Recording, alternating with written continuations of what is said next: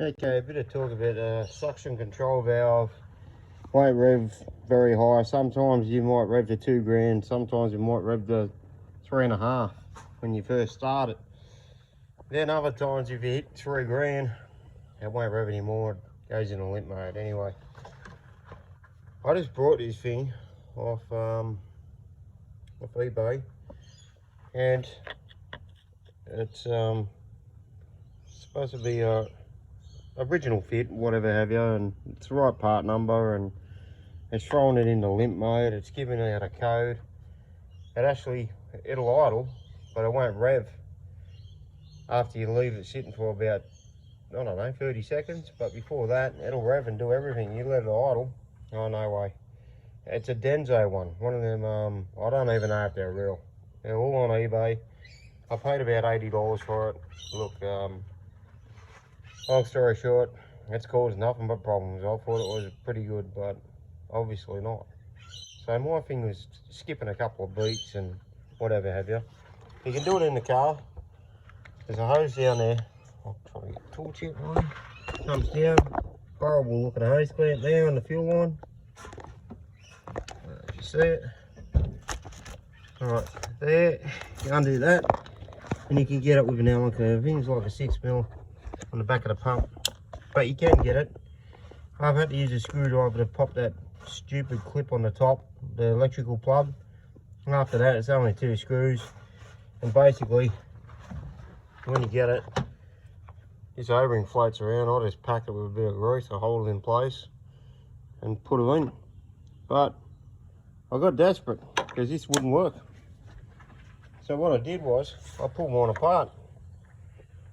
See there, see the clip? Undid it. See the big hole down the middle? That's the outside. Okay, and the spring goes on the other side. Don't lose the spring. Don't lose that clip either if you haven't got a spare one. But the hollow tapered end goes on the other, like on the internal part, and then the spring goes on it. So, long story short, I cleaned mine. It had a big score down the piston internally, and I cleaned it out, pushed it up a few times. It felt right, but it must have had a bit of gunk in there. Because the tolerances are so tight, any bit of crap in there just intermittently gives it faults. So anyway, it's revving to 4 grand now. This car has never revved to 4 grand in the last 3 years. It did when I first put it in, not no more. But anyway, it's back on again. So I'm on to something. So don't throw it away just yet. Anyway, it's a big score down it. I don't really like it, but it's running. It's working.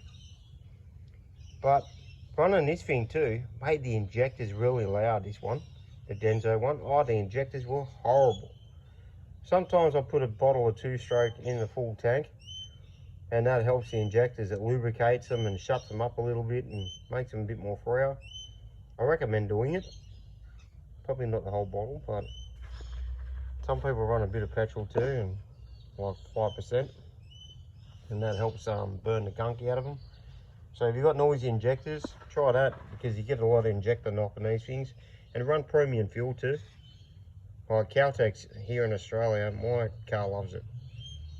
Doesn't like any other diesel. Hates it.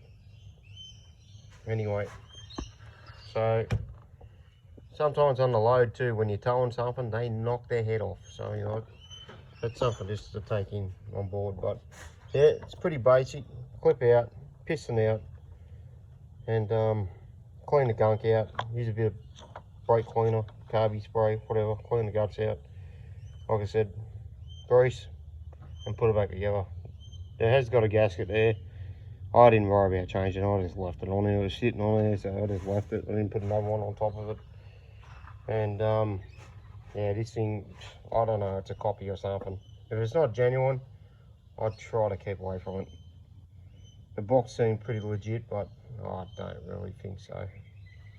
Even the colour of it, everything about it, like the original one is nothing like this, but it looks the same, but I don't know. Anyway, it's throwing codes P0089 or P, yeah, I think that's the number it's throwing, the code. And basically it's this. So if you put it like a scan tool on and you see a fuel leak come up or something like that, it's not a fuel leak you think it is, it's an internal fuel leak. Alright, and this is the problem. Right here, you're looking at it. So, definitely do that. Look, I use the eBay turbos too, changing the subject for a minute. I love my eBay turbos. This one is only new. It's only a couple months old. I'm not even that, I think it's a month old.